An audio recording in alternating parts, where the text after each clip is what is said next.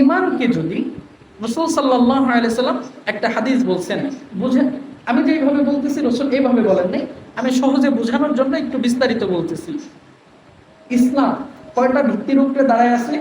ইসলামের মূল স্তম্ভ কয়টা? পাঁচটা। কালিমা, নামাজ, রোজা, হজ, যাকাত। এই পাঁচটা ইসলামের মূল ভিত্তি স্তম্ভ। ইমানেরও স্তম্ভ আছে, ইমানেরও মূল ভিত্তি আছে। ইমানের মূল ভিত্তি দুইটা। ইমানের মূল ভিত্তি কয়টা? দুইটা। কি কি? সবর এবং শুকর, ধৈর্য ধরা এবং আল্লাহ তাআলার যত নাজ নিয়ামত যে আমরা খাইতেছি পড়তেছি এটা শুকরিয়া আদায় করা। এই হলো দুইটা, ধৈর্য এবং শুকরিয়া আদায় করা, কৃতজ্ঞতা প্রকাশ করা। এই দুইটা হইল ইমানের মূল ভিত্তি।